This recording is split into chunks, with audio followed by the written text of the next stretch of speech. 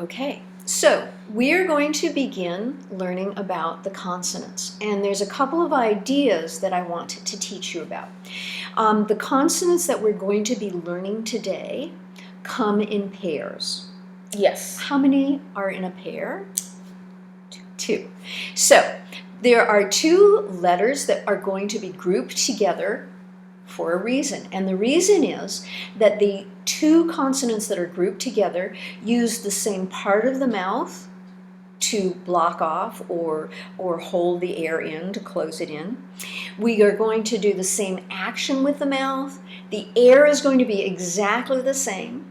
However, one of the members of the pair is going to be voiced and one is going to be unvoiced. And we're going to go through a set of questions for you to discover these things instead of me telling them. Okay? But let's start out first with how do we feel voiced, unvoiced, quiet, noisy. So when we're talking about voiced and unvoiced, we're talking about our voice box here, which is in our neck. Mm-hmm. And there's two ways of feeling it. One way is if you take your hand and gently just put it on your neck, say these two sounds and see what it feels like. S, s, s. Did those feel the same or different? No, different. Okay, how so?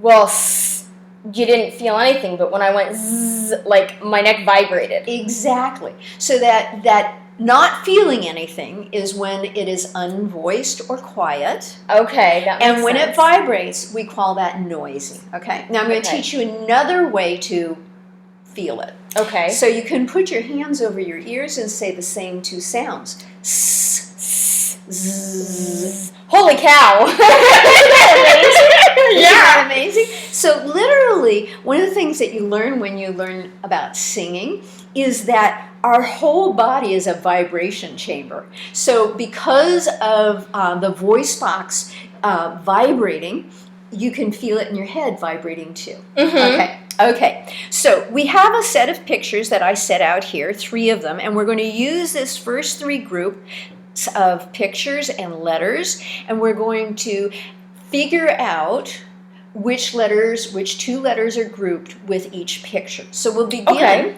with We'll begin with me saying a sound, and then I'd like you to repeat it. And then I'm going to ask you some questions to help you focus on how you articulate the letters. Okay. Ready? Yep. Okay. So here's the first sound. P, p. Now you pronounce that perfectly because you didn't put an sound. Many times people distort the letters and say pa instead of p, but you did it perfectly. Okay, so here's my questions. What part of your mouth did you use to make that sound? Your lips or your tongue? My lips. I agree. Did your lips stay closed the whole time, or did they just stay closed and then kind of pop open? They were closed and then they popped open. They popped open. And what about the air that came out? Is it coming out in a stream like s, or is it a puff like k, p? A puff. A puff. So you used your lips, and they popped open, and you got a puff of air. Now, is it quiet or noisy? Can you check it? Quiet. I agree. Here are these 3 pictures. Mm-hmm. Can you decide which of these 3, if you took a snapshot of your mouth making that p? Oh, you picked that one, and why did you pick that one? Because to me, this one is more of that short, like, sound. Okay. Excuse me. This is more like a constant ah. Okay. And this one, it seemed to be more of that, the soft. Okay, great. And so what I'm looking at in this picture also is the puff of air. Mm-hmm. That's a helpful thing, although Yes. each All of those have a puff. But this is almost like at the very end of saying p, you took a snapshot. Yes. Okay? Absolutely. Okay, so the lips are important here. They're not really, really open, but it's like they just released this puff of air. Mm-hmm. Okay. Now, my question is, do you know the letter that goes along with that sound and feeling? P. I agree. So why don't you take it from our pile of letters? Now we said that the consonants come in pairs. Mm-hmm. One is voiced or quiet, noisy, and one is quiet. And so we have the quiet one, and we're going to call this letter a lip popper. Why would we call it a lip popper? Because your lips pop open. Yes, exactly. Okay. Now we could use the linguistic term bilabial plosive. Right. We could. We could. I kind of like pop open better or poppers. It's a little bit easier to remember, but bilabial plosive, both lips exploding air. But we've got these easier set of names just to focus you on how you're using your mouth. You don't have to remember, bilabial plosive. It's kind of nice to remember that it's a lip popper, but the most important thing to remember is the sound, how you're using your mouth, and the letter that you associate with it. Mm-hmm. Okay, and this one was quiet or noisy? Quiet. Okay, we have to find the noisy pair. So I'm going to give you 3 different letters, and what I want you to do is I would like you to say the sound and compare it to the P and say, which of these new letters am I using the same part of my mouth, doing the same action, having the same air? So say P, P, K, P. Did you use your mouth the same or differently to produce those letters? Different. So that's not a pair. Okay.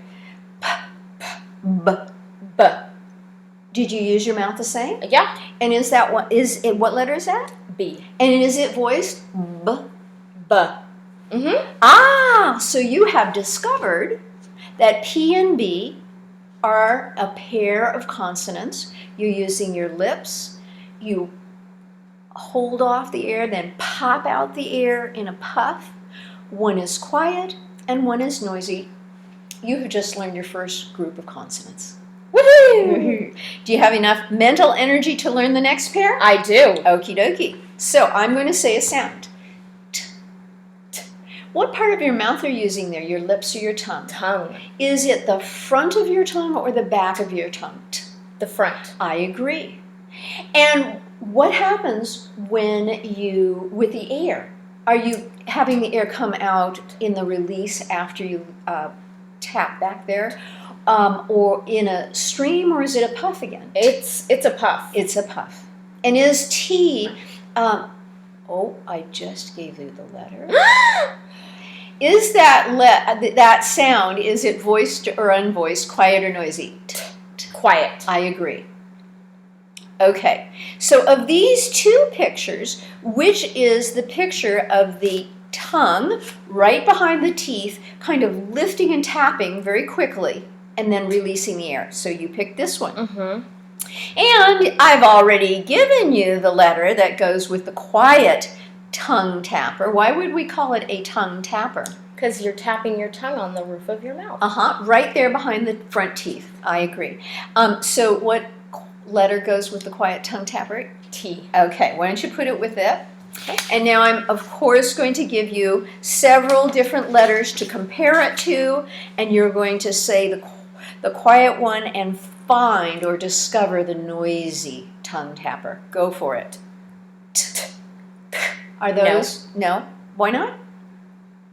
Because this is a tongue tapper, and that is not. Okay. You didn't use your tongue in the I front. did not use my tongue in the front. Okay. Okay. G. Did you tap in the front? No, I did not. How about D. Yes, I did. Okay, put it with it.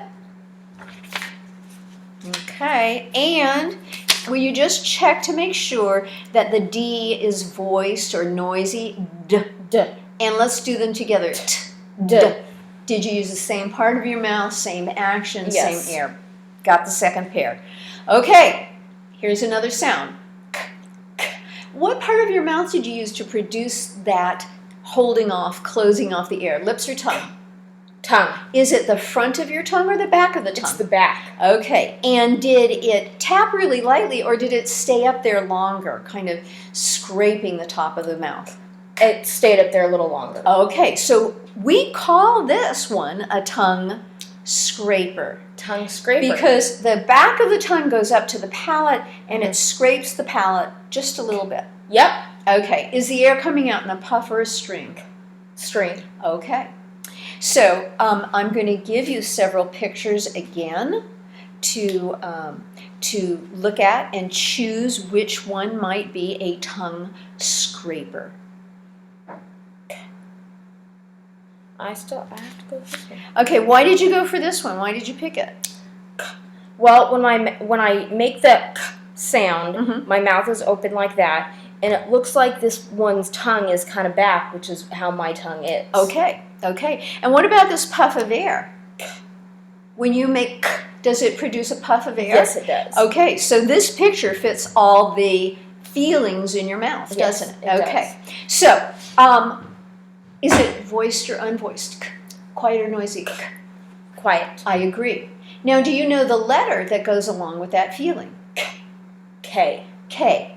Now, I'm going to say that also a C could make that sound, Yes. but C is kind of a special letter. Sometimes it says K and sometimes it says S, whereas K always makes that sound. So right now we're going to use the K to represent that sound. Okay. Okay, why don't you get that K and put it under the picture of the mouth making that sound.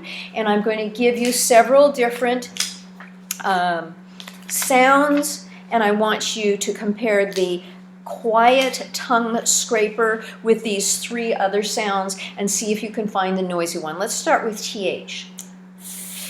Is that a pair with K? No. How about V? Does that pair with K? Does it No. use the same mouth? This says G. G. Does that use your mouth the Yes. same? Okay, let's put it with that K. Okie dokie. So we have our first three pairs of consonants. We have our lip poppers, and we have our tongue tappers, and we have our tongue scrapers. Okay, so I'm going to do a little what is called receptive practice. Okay. It means I'm going to say the sound, and I want you to point to the letter or the picture that makes that sound. Okay. Okay, ready? B. Oops. Okay, that's a B.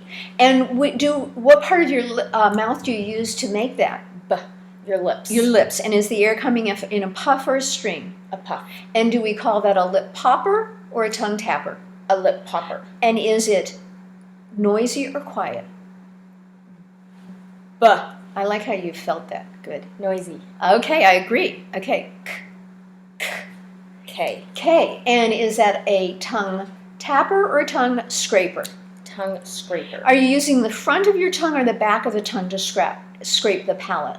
Back. I agree. And is K voiced or unvoiced, quiet or noisy? Quiet. I agree. Okay. Now I'm going to say T. What part of your mouth are you using there? Lips or tongue? Tongue. Front or back? Front. Tapping or scraping? Tap. And is it quiet or noisy? Quiet. I agree. And what's the picture that goes along with that? T. I agree. The tongue tapper. Exactly. Okay. So that's what receptive practice is. Now I'm going to point to the picture and I'm going to ask you to tell me what's the letters that go with it and the sounds, and maybe if you can remember them, those linguistic labels, okay? Okay. That's the least important thing here, okay? So I'm going to point to this picture, and what does that tell your mouth to do?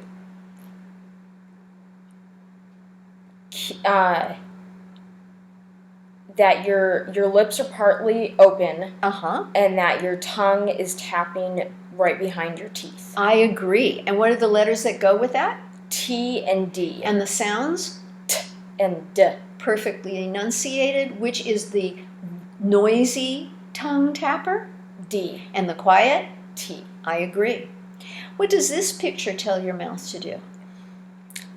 Starting out closed and then it pops open. Yes, what part of your mouth pops open? Your tongue, your lips? Your lips. I agree. So your lips are important in this picture. And what about the air? Is it coming in a stream, or is it created, do the lips popping out like that create a puff or a stream of air? A puff. I agree. What is the noisy lip popper? B.